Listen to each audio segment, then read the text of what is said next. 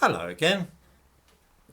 Whenever anybody mentions trying to limit or reduce immigration to Britain, there's always some fool ready to mention the ageing population and the way in which this means that we must allow more immigrants to come here. This is, of course, a plain lie. Let's see how the situation really works. It is now common knowledge that our wretched Prime Minister is planning to announce that he is calling in the Army and Navy to stop the flood of illegal immigrants who are crossing the Channel in small boats. I'm sure that I'm not alone in believing that this is no more than a cheap publicity stunt to court popularity and distract attention from his awful behaviour, more and more of which is coming to light every day. I do not think for a moment that any of those supposed refugees will actually be turned back or returned to France. Indeed, I expect that the numbers of people flocking to this country are set to rise because of another policy which Boris Johnson has not been quite so keen to advertise. Let me sum up in a few words what is happening. The government passes a law which results in tens of thousands of staff in care homes being sacked. The government then offers their jobs to asylum seekers with no right to remain in Britain. Put like that, of course, it sounds grotesque. And I have an idea that some viewers will think there must be a bit more to it than that. There really isn't. In the description to this video, I give a link to the news item explaining this.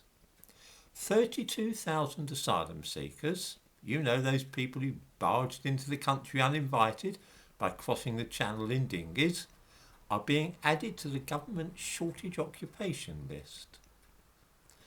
These are illegal immigrants who have been in Britain for more than a year and no decision has yet been made on their claims for asylum. In other words, they have no right to be in the country currently, but the government thinks that they can use them to fill all those jobs which are available after they passed a law which meant that workers in care homes who did not want to have vaccines would be sacked. Remember that? The best part of this is that the change in rules which will allow this scandalous situation was sanctioned by none other than Priti Patel, our Home Secretary, who is always talking so tough on immigration.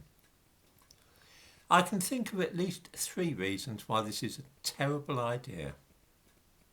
The first is that it will send out a message to those who are thinking of trying to enter the country illegally. Those who have managed to get to Britain in this way will now be telling their relatives and friends abroad of their good fortune and the way in which the government, whatever they might say publicly, are keen for them to stay here and work. Great. This will of course have the effect of stimulating the flow of illegal immigration. How could it not?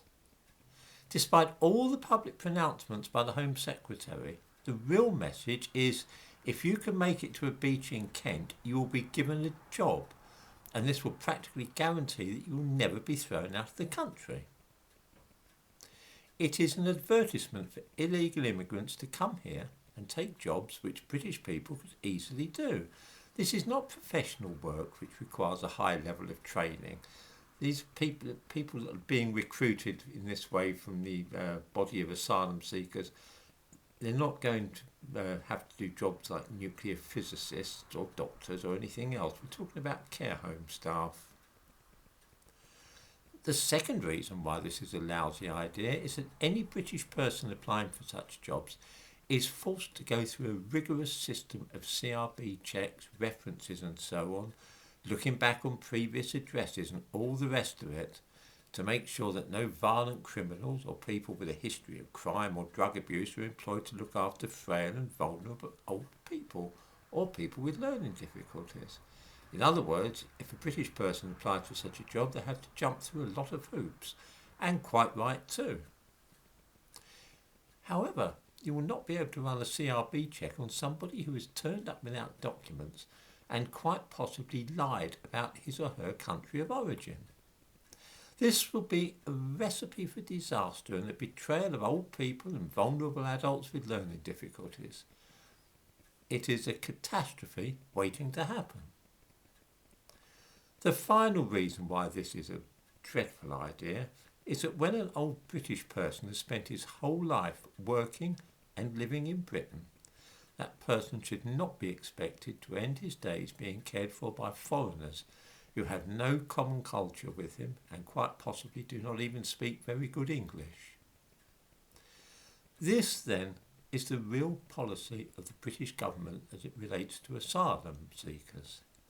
Regardless of whatever nonsense they put out in press releases over the next few days. Expect soon an announcement on this new tough line on illegal immigration. It is all completely untrue.